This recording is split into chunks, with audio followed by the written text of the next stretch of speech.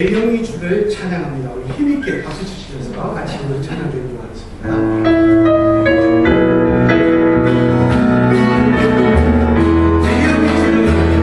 내 영이 주를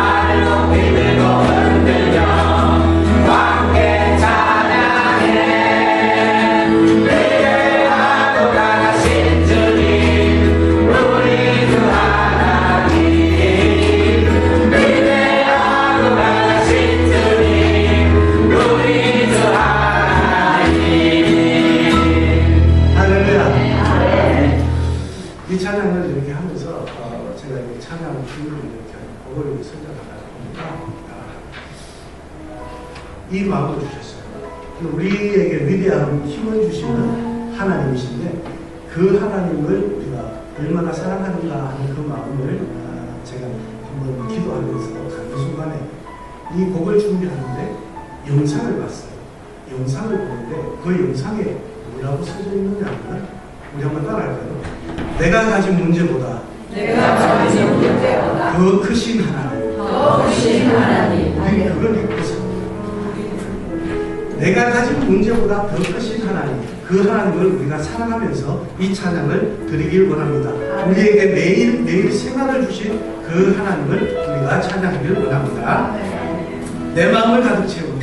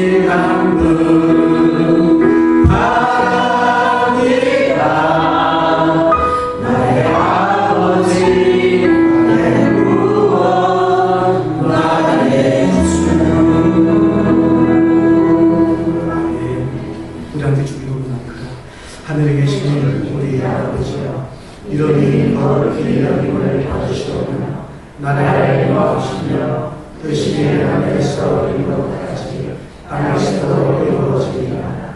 오늘날 우리에게 영원한 양식을 주시고 우리가 우리에게 죄 지은 자를 사하여 준 것 같이 우리 죄를 사하여 주시고 우리를 시험에 들게 하지 마옵시며 다만 악에서 구하소서. 나라와 권세와 영광이 아버지께 영원히 있사옵나이다. 아멘. 우리 함께 찬송가 4부를 부르겠습니다.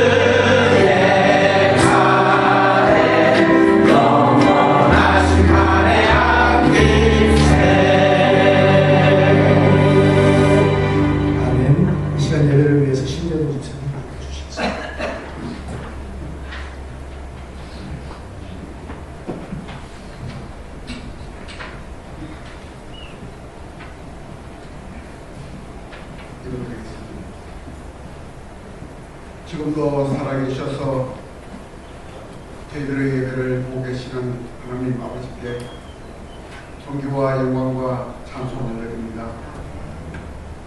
수많은 사람들 가운데 특별히 저희들을 사랑하셔서 하나님의 귀한 자들이 되는 혼을 허락하시고 천국을 소망하며 살아갈 수 있도록 인도하여 주시니 감사합니다. 지난 한 주간도 세상에 살면서 알게 모르게 저지른 죄들이 있습니다. 회개하는 은혜를 허락하시고 깨끗게 씻어 주시옵소서. 하나님의 말씀대로 살기를 원하지만 자존심과 교만심 때문에 고개 숙이지 못하는 저희들의 속사람을 오늘 찬양을 통하여 말씀을 통하여 편하게 도와주시옵소서. 하나님 아버지, 우리에게 세워주신 주님의 영광교회 성도들을 기억하시고 많은 사람들의 본이 되는 한 사람 한 사람 되게 하여 주시옵소서. 오늘 저희들이 드리는 이 예배를 통하여 주님의 마음을 품게 하시고 주님의 성품을 담게 하셔서 주님이 저희들에게 사랑을 가르쳐 주신 것처럼 저희들도 서로 사랑하며 서로 섬기는 아름다운 공동체가 되게 하여 주시옵소서. 또 믿음이 연약한 심령들에게 강하고 담대한 믿음을 허락하시고 말씀이 갈급한 심령들에게는 말씀 충만함을 허락하여 주시옵소서. 하나님 아버지, 오늘 말씀을 전하시는 우리 정혜관 목사님을 기억하시고 영중간의 강건함으로 맡겨진 사명을 감당하시는데 부족함이 없게 하여 주시옵소서. 오늘 전가시는 말씀이 저희들의 심령에 잘 박힌 것이 되어서 한 주간의 삶에 활력이 되게 하여 주시옵소서. 아버지, 오늘도 알게 모르게 봉사의 손길을 주님께서 기억하시고 저들에게 건강으로 상급으로 채워 주시옵소서. 저희들이 드리는 이 귀한 예배 우리 주님께서 받아 주시옵소서. 우리 주 예수님 이름으로 감사드리며 기도합니다. 아멘.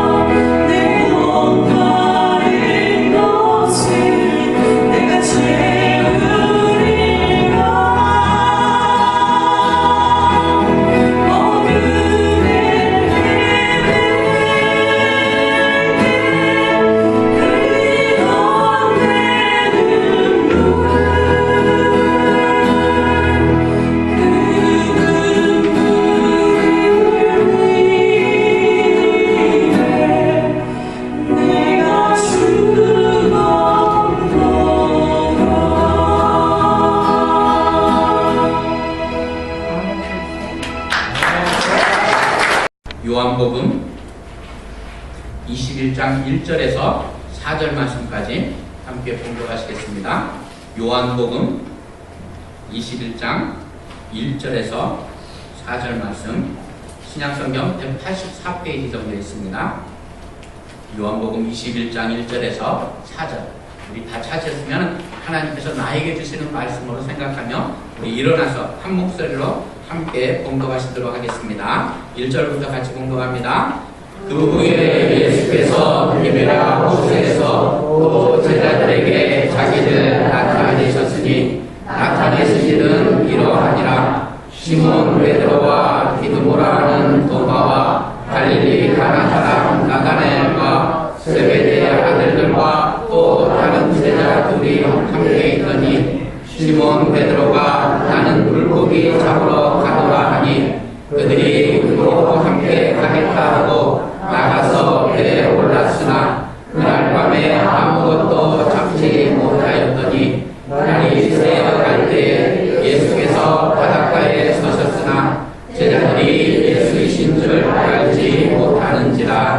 아멘. 아버지 하나님, 하나님의 말씀을 저희가 두렵고 떨리는 마음으로 공독하였습니다.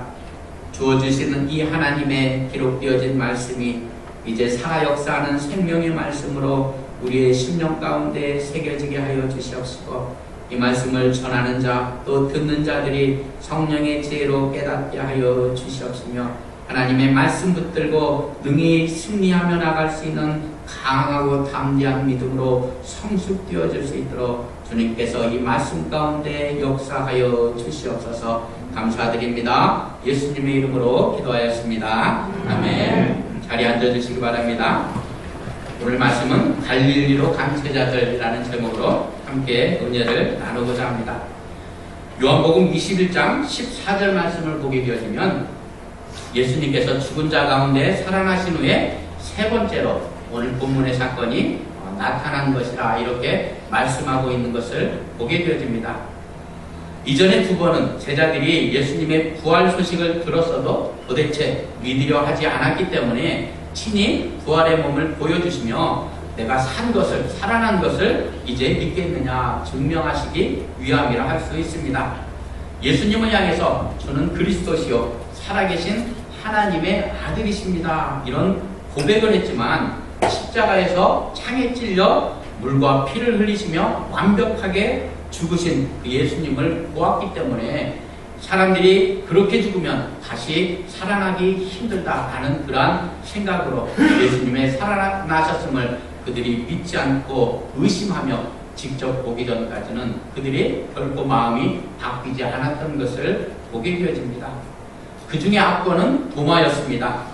다른 모든 제자들이 예수님을 보았다고 해서도 내가 직접 예수님의 손에 못자국을 보며 내 손가락을 그 못자국에 넣고 창에 찔린 옆구리에 내 손가락을 넣어보지 않고는 절대로 믿지 않겠다, 이렇게 이야기를 하는 것입니다. 그냥 보는 것도 나는 못 믿겠어. 뭘 해야 되는 겁니까? 직접 체감하고 내가 찔러봐야지 예수님을 믿을 수 있겠다는 겁니다. 그런 도마에게 예수님께서 나타나셔서 야, 네가 그렇게 못 믿겠으면 한번 네 손가락으로 찔러봐, 넣어봐, 이렇게 말씀하시며 너는 나를 보니까 믿는구나, 보지 않고 믿는 자는 복된 사람이라, 이렇게 말씀을 하십니다.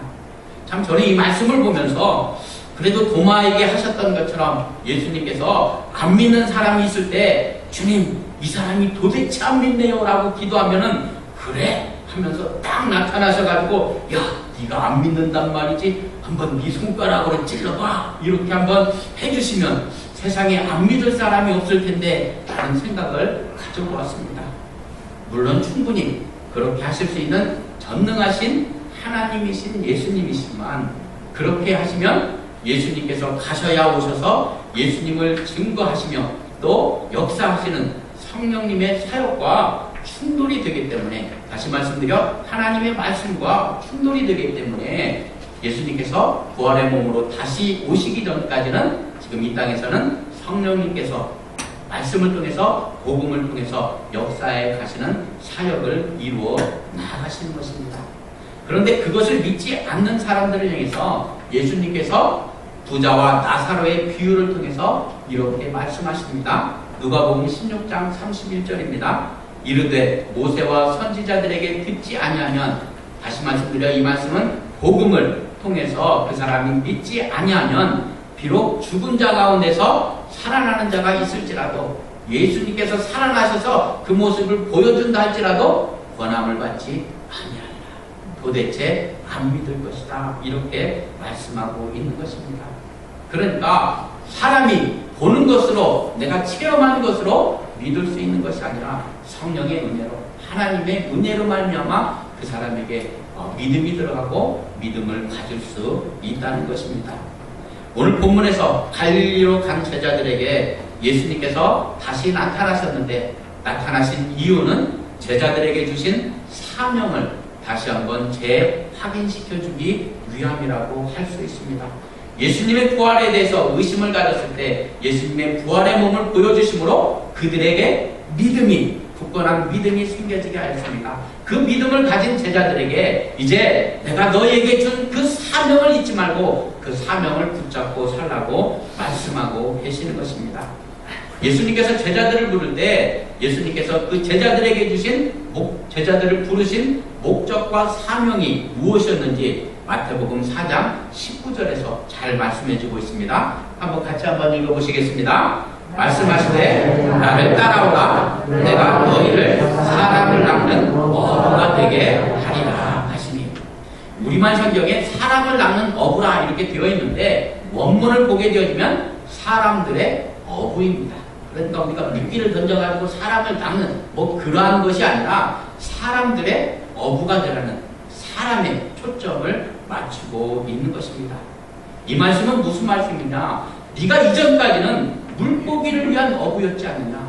물고기를 많이 잡고 물고기 때문에 물고기를 걷는 것으로 내 이익을 취하고 그 물고기를 위한 삶을 네가 살았는데 이제 그것이 아니라 너는 사람을 위한, 사람들의 영혼을 위한 그러한 어부가 되어야 할 것을 말씀해주고 있는 것입니다. 이것에 대한 구체적인 설명을 사도행전 1장 8절에서 말씀해주고 있습니다. 다시 한번 읽어보겠습니다. 오직 성령이 너희에게 임하시면 너희가 권능을 받고 예루살렘과 온 유대와 사마리아와 땅 끝까지 이르러 내 증인이 되리라 하셨습니다. 이 말씀에 이르러라는 단어 때문에 우리가 예수님의 제자가 되면 예루살렘으로부터 시작해서 온 유대와 사마리아와 땅 끝까지 열심히 내가 가서 증인이 돼야 되는 그러한 생각을 갖는데, 이 이르러라는 단어가요 안에서라는 그러한 의미입니다. 그러니까 이 말씀이 무슨 의미냐면 너희가 예루살렘에 있으면 예루살렘 안에서, 유대에 있으면 유대 안에서, 사마리아에 있으면 사마리아 안에서, 아리조나에 있으면 아리조나 안에서 내 증인이 되는 것이 너의 사명이다. 이렇게 말씀해 주고 있는 것입니다.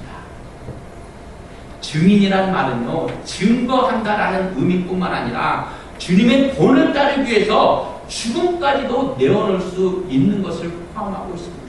그러니까 말로만 내가 예수님을 증거하는 그것이 아니라 예수님과 같은 삶을 살아가고 예수님을 따르는 삶을 살기 위해서 내 모든 것을 희생하고 내려놓을 수 있습니다 라는 그 모습이 바로 증인의 삶이라 할 수 있는 것입니다. 그러니까 사람들의 어부가 되게 하시겠다는 말씀과 사도행전의 말씀을 종합해 본다면 내가 있는 곳 안에서 예수 그리스도를 주님으로 믿고 주님의 제자가 되어 주님을 따르는 자들은 인생의 최우선순위가 더 이상 물고기가 되어서는 안 되고 사람들을 위해서, 그들의 영혼을 위해서 주님의 복음을 증거하며 주님을 따르는 제자로서 예수님의 본을 보임으로 그들이 예수님을 주님으로 고백하며 영원한 생명을 갖게 하는 것, 그것이 믿는 자들에게 주어주신 예수님의 사명인 줄 믿습니다. 여러분이 직장을 다니고 있습니다. 그 직장을 주신 목적이 무엇입니까? 얼마나 많은 물고기를 얻고 얼마나 많은 돈을 갖는 것, 그것을 위해서 하나님께서 허락하신 것이 아니라 그곳에 바로 사람들을 위해서 너를 보내셨다 라는 의미인 것입니다. 그 사람들을 너를 통해서 복음을 증거하고 그들을 변화시키고 영혼을 구원받게 하기 위해서 너를 그곳에 보내준 거야. 이렇게 우리가 깨달을 수 있어야 할 것입니다. 예수님께서 제자들을 부르시고 3년 동안 제자들과 동거동락하시며 그들에게 몸소 가르치시고 보여주신 것은 바로 사람들의 어부가 되는 훈련이었습니다. 그런데요, 제자들이 예수님을 따르면서 예수님께서 많은 인기를 얻으니까 제자들에게도 인기가 오게 되어지고 또 예수님께서 능력을 주셔서 귀신들도 쫓아내고 병자도 고치고 또 예수님의 놀라운 능력으로 파도를 잠잠케 하실 뿐만 아니라 물고기 2마리와 보리떡 5개로 수많은 사람들을 먹이고도 남는 그러한 경험을, 그러한 체험을 하게 되어지니까 예수님께서 주신 사명을 잊어버립니다.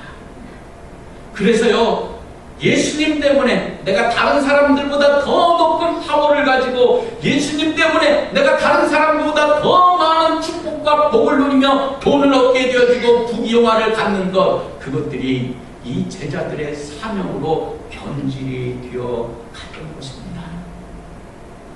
그러니까 예수님을 이용해서 자신들의 꿈과 욕망의 물고기를 더 많이 거두고 싶은 그러한 마음이 생겨졌다는 것입니다. 그래서 예수님께서 예루살렘으로 올라가실 때 제자들은 자신들의 꿈이 곧 실현될 것으로 생각하고, 예수님께서 왕이 되시면 누가 더 많은 물고기를 가질 수 있느냐, 누가 더 많은 권력을 누릴 수가 있겠느냐, 그렇게 서로 다투었던 것입니다. 예수님께서 잡히실 때 베드로가 예수님을 지키기 위해서 칼을 들고 말귀의 피를 내려쳤습니다. 그런 그의 행동은 예수님을 위한 것처럼 보여지지만 사람들의 어부와는 전혀 맞지 않는 행동이었습니다. 예수님을 통해서 내가 누릴 수 있는 것을 방해하는 자들은, 내 물고기를 뺏어가는 자들은 얼마든지 내가 칼로 내려칠 수 있어 라는 그 의지가 그 안에 들어있었다는 것입니다. 예수님은 섬기라 하고 원수까지도 사랑하라 하고 내 모든 것들을 버리며 주님을 따르라고 말씀하고 있는데, 베드로는 예수님 때문에 내가 누릴 그것을 결코 포기할 수 없다고 칼을 들러 다른 사람을 희생시키려는 그러한 모습을 보였다는 것입니다. 그런데 예수님은 그 순간에도 귀가 잘린 사람을 고쳐주시고 아무런 힘도 사용하지 않으시고 잡혀서 끌려가십니다. 물고기의 어부가 아니라 사람들의 어부라면 이와 같은 모습으로 자들의 영혼을 구원하기 위해서 기꺼이 이러한 희생을 보일 수 있어야 한다는 본을 보여주시는 것입니다. 그런데 이 제자들은 그 예수님의 본을 따를 수가 없었어요. 그것이 두려워서 예수님을 버려버리고 뿔뿔이 도망을 가버립니다. 내가 이렇게 힘든 일을 하려고 예수님 쫓아다닌 거 아닌데, 내가 이런 고생하려고 예수님 따른 거 아닌데, 내가 교회 나와서 이렇게 어려우려고 그렇게 나온 것이 아닌데, 그러면서 예수님을 버려버립니다. 내 이익에 도움이 안 되는 예수님 기꺼이 버리겠습니다. 그러한 결단을 하였다는 것입니다. 그리고 그렇게 예수님께서 십자가에서 돌아가시자 제자들은 자신들도 잡힐까 두려워 숨어버립니다.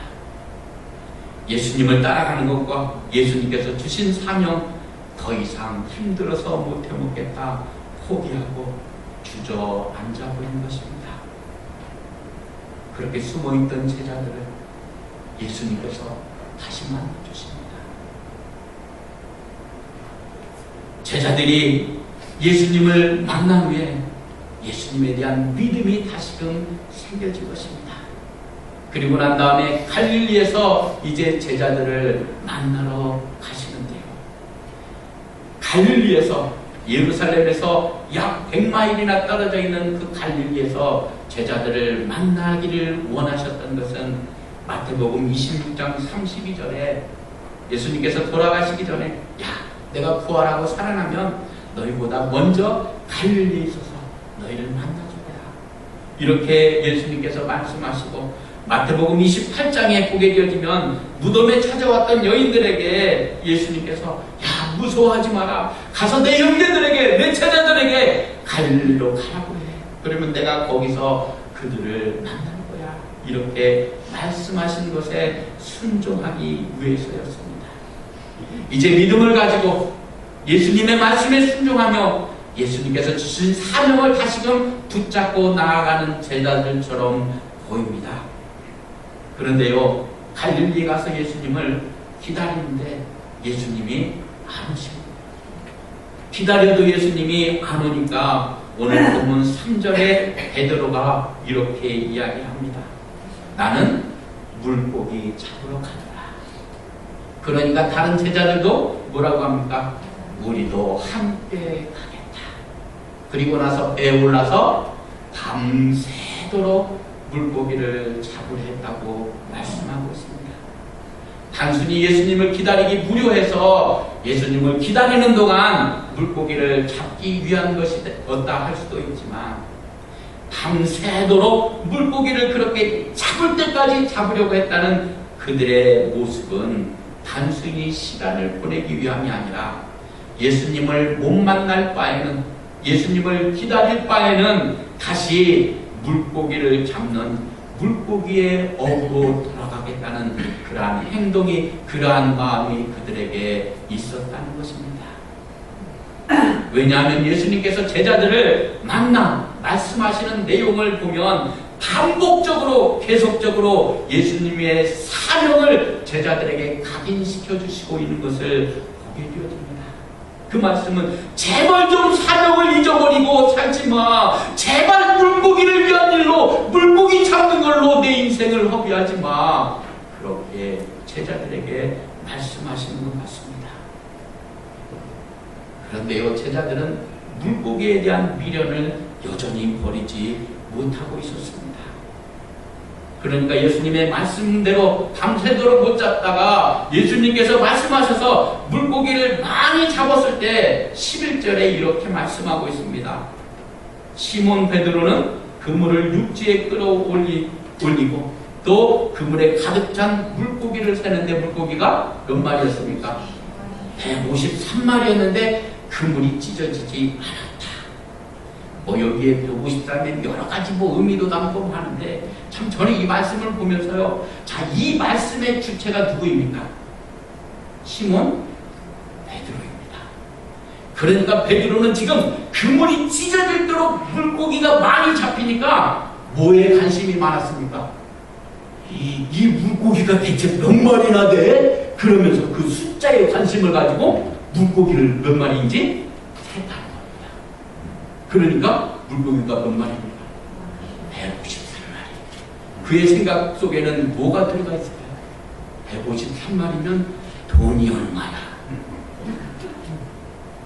이야, 이렇게 많은 물고기를 잡았는데 예수님 앞에 나아가서 그전에는 제가 죄인입니다 이렇게 했던 베드로가 아니라 그 많은 물고기를 잡으니까 이 물고기가 대체 몇 마리나 되는 거야? 153마리. 하나, 둘, 셋, 100원, 200원, 300원 하면서 그의 머릿속에는 도대체 예수님 때문에 내가 얼마를 벌 수 있는 거야? 그러한 생각에 사로잡혔다는 것입니다.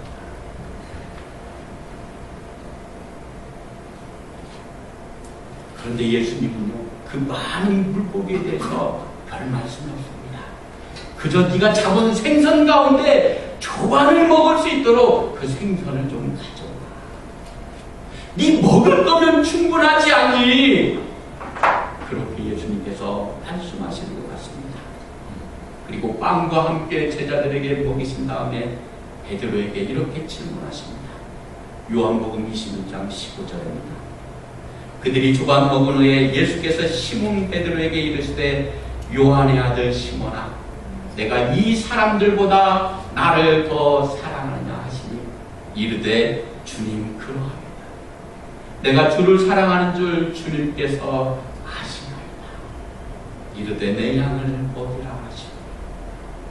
이 말씀을 보면 우리말 성경에 이 사람들보다라고 되어져 있습니다. 그래서요, 다른 제자들보다 네가 나를 더 사랑하느냐, 예수님께서 막 경쟁을 또 이렇게 부추기시는 것처럼 보이지만 이 단어가요, 이것들이라는 these things라는 의미가 있습니다. 그래서 저는 이 사람들이라는 것보다 이것들보다 라는 그 의미가 더 강하다고 생각이 되어집니다. 무슨 말씀이냐면 방금 전 잡았고 자기가 열심히 숫자까지 세웠던 그 153마리의 물고기들보다 네가 나를 더 사랑하느냐, 네가 물고기의 어부가 아니라 사람들의 어부로 내 사명을 붙잡고 살아갈 때 물고기에 관심을 두지 않고 나를 사랑하는 그 사랑의 마음으로 네가 나아갈 수 있습니다. 질문하신 것입니다.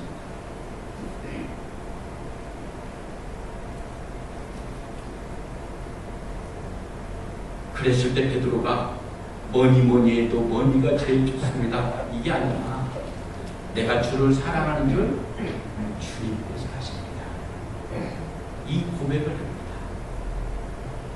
물고기가, 돈이, 명예가, 내 자존심이 주님을 사랑하는 마음을 빼앗지 못합니다. 그것보다 예수님을 더 사랑하시는 줄, 제 중심을 보시는 예수님 아시지 않습니까? 이렇게 고백하고 있는 겁니다. 그러니까 예수님께서 베드로에게 주셨던 사명을 다시 일깨워주면서 조금 바꾸어서 말씀하십니다. 뭐라고 말씀하십니까?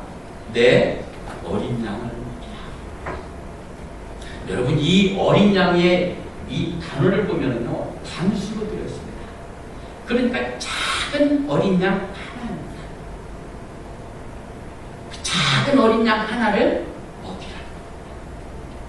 명세기 예수님의 수제자인데, 예수님을 위해서 내가 다 포기했는데 어린 양 하나만 나에게 돌보라고 하신다니요. 너무 작은 일이지 않습니까? 너무 형편없는 일입니다, 주님. 물고기 잡았을 때요, 베드로는 무엇부터 셌다고요? 숫자부터 셌습니다. 그러니까 얼마나 많은 게, 얼마나 더 큰 게 베드로의 생각 가운데 있었습니다. 그런데 예수님은 그 베드로에게, 야, 어린 작은 양 한 마리를 먹여. 우리도요, 보면은 참 숫자에 민감한 것 같습니다. 그래서요, 교회 나갈 때 보면은 제일 먼저 가장 중요하게 물어보는 질문 중에 하나가 무엇입니까? 네? 라이드. 그 교회 몇 명이나 모여? 이겁니다. 거기다 좀 더 나가면 돈이 많대. 비즈니스 때 도움받을 사람이 많이 있대. 내 세상적인 그 방법에 유익을 얻을 수 있는 사람이 많이 다니고 있어. 이것이 우리의 생각입니다. 베드로의 모습, 우리의 모습. 오늘 손님이 많아서, 오늘 장사가 잘 돼서, 돈을 이렇게나 많이 벌어서, 기쁘고 행복해. 오늘은 못 벌어서 정말 미치고 환장하고 죽겠네. 오늘 내가 영혼을 위해서, 그 한 사람을 위해서 내가 얼마나 노력하고 애쓰고 주님의 사명을 붙들기 위해서 내가 노력했는지 그거는 전혀 생각하지 않습니다. 그저 직장에서 내가 얼마를 벌었는지, 얼마를 더 내가 취했는지 그것만 관심이 있어. 그런 제자들이 작은 어린 양 한 마리를 먹이는 것이 너의 사명이야. 이렇게 말씀해주고 있는 것입니다. 그런데요, 그 어린 양 한 마리도 뭐라고 얘기냐면, 네 것이 아니라 내 거야. 내 어린 양이라고 말씀하십니다. 무슨 말입니까? 이건 없어.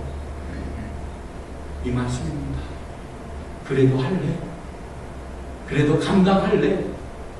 이렇게 말씀하시는 겁니다. 우리는 예수님께서 주신 사명이라고 한다면 뭔가 대단하고 엄청난 것을 기대하는 것 같습니다. 그러나 예수님께서는 작은 일에 주님의 마음으로 충성을 다하는 사람을 통해 하나님의 뜻을, 주님의 사명을 이루어 가시는 것입니다. 예수님께서 그렇게 말씀하시고 난 다음에 16절을 보면 두 번째 질문을 하십니다. 또 두 번째 이르시되, 요한의 아들 시몬아, 내가 나를 사랑하느냐 하시다. 그 작은 일 쳐놓고 네가 나를 사랑하느냐 이렇게 물어보시는 거야. 저 같으면 속이 좀 상했을 것 같습니다. 이 작은 거 줘놓고 주님 여전히 사랑하냐고요? 이렇게 대답할 수도 있습니다. 그 작은 양 하나 저한테 줘놓고 저에게 얼마나 큰 사랑을 원하십니까? 이렇게 이야기할 수도 있습니다. 그런데 베드로가 뭐라고 대답을 합니까? 주님, 그러합니다. 제가 여전히 주님을 사랑하는 줄 주님께서 아십니다. 베드로는요, 예수님 왜 그만큼 저에게 줘놓고 나를 사랑하냐고 물으십니까? 왜 이렇게 나의 나에게는 수입이 적고 왜 나에게는 이렇게 건강이 없고 왜 나에게는 이렇게 참 작은 것만 있고 왜 세상에서 내가 이렇게 살아야 됩니까? 이러한 불평입니다. 주님, 여전히 내가 주님을 사랑합니다. 그 고백을 하고 있는 것입니다. 그 변함없는 사랑을 주님 앞에 고백했을 때 예수님께서 말씀하십니다. 내 양을 치라. 이 말씀을 보면은요, 내 양떼를 치라 라는 말씀입니다. 작은 것을 붙잡고 그 사명을 정말 주님의 심정으로 감당해 나아갈 때 예수님께서는 이제 더 많은 것들을, 더 큰 것들을, 더 위대한 것들을 우리에게 맡겨주신다는 것입니다. 그런데 참 우리가 이런 생각을 할 때가 그럼 작은 것, 큰 것을 얻기 위해서 내가 작은 것을 희생해야지.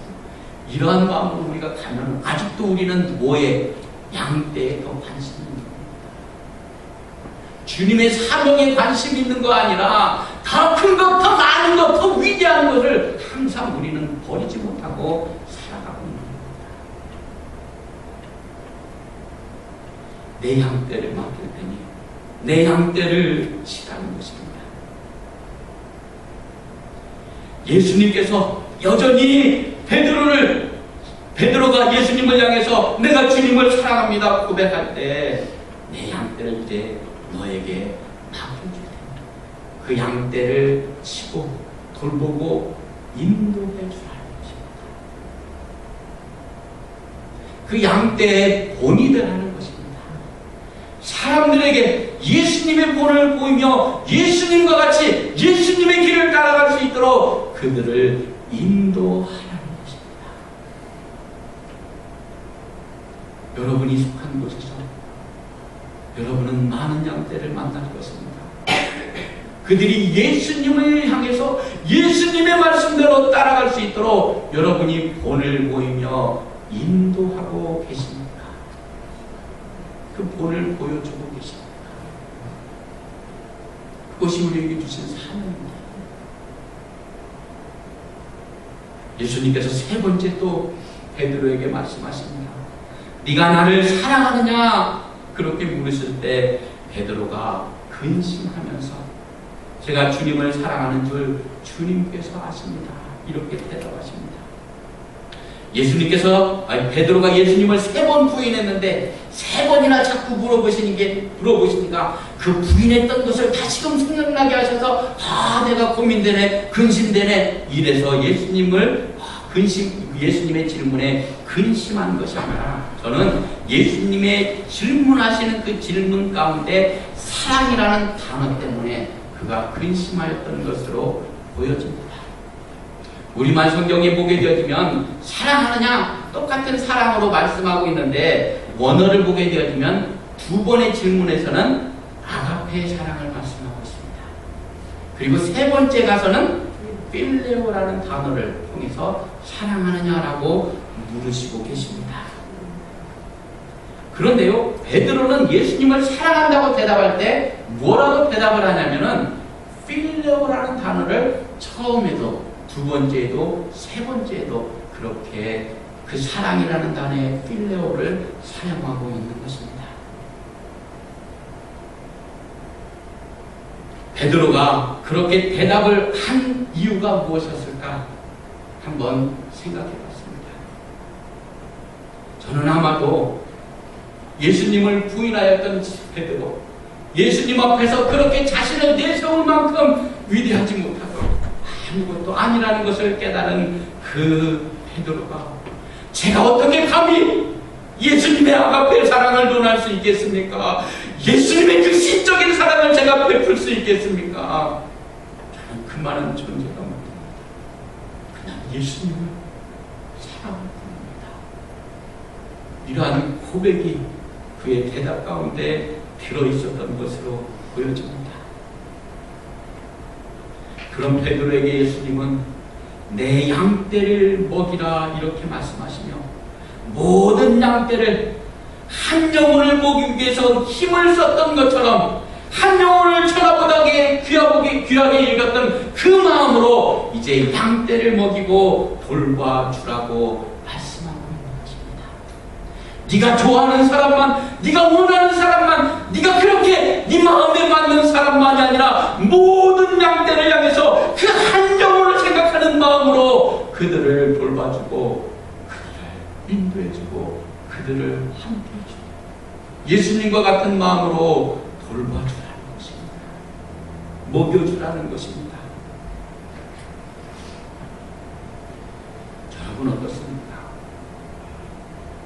우리는 예수님을 믿는다고 하면서 여전히 주님께서 우리에게 주신 그 사명보다 아직도 많은 물고기 때문에 희노애락을 경험하고 살아가는 우리의 인생은 아닙니다. 제자들에게 주신 그 사명은 이제 예수 그리스도를 주님으로 영접한 우리에게 주신 동일한 사명인지 묻습니다. 너는 이제 물고기의 어부가 아니야. 돈을 위해서 살아가는 인생이 아니고 네 다른 이 세상의 것을 위해서 살아가는 인생이 아니라 내 사명을 붙잡고 살아가는 나의 제자야. 이렇게 저와 여러분에게 말씀해 주고 계십니다. 예수님께서는 베드로에게 던졌던 질문을 이제 동일하게 우리에게 던지고 계십니다.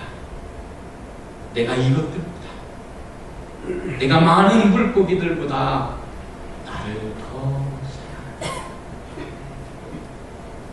만약에 그렇다면 더 이상 물고기가 너의 인생의 목적이 아니라 한 영혼을 위해서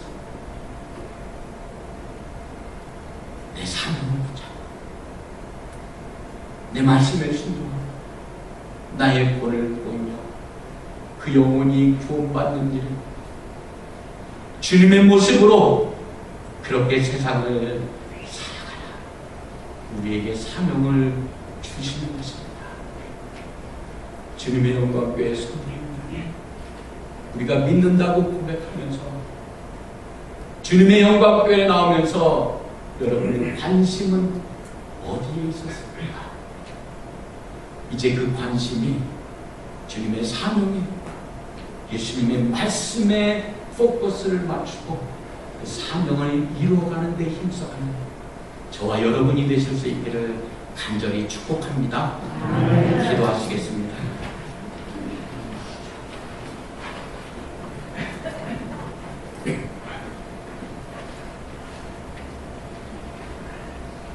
아버지 하나님,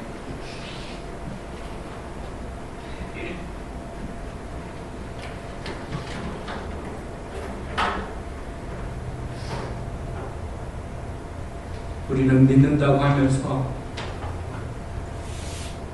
과연 무엇에 마음을 두고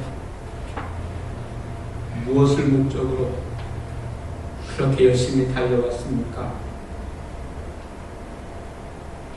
주님의 사명이 아니라 물고기에 관심을 두고 우리가 예수님을 외면하고 예수님을 버리며 주님의 말씀을 외면하는 그러한 삶을 살았지 않습니까? 이 시간 다시 한번 우리의 목적이, 우리의 표대가, 우리의 사명이 주님의 말씀에, 예수님의 사명에 포커스를 두는 그러한 인생으로 변화되어질 수 있도록 은혜 더하여 주시옵소서. 예수님의 이름으로 간절히 기도하였습니다.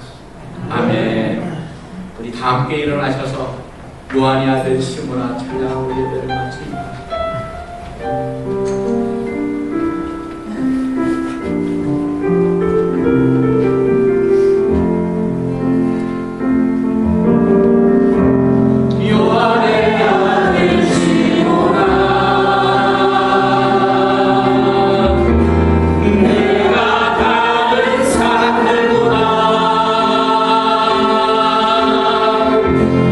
나를 더 사랑하느냐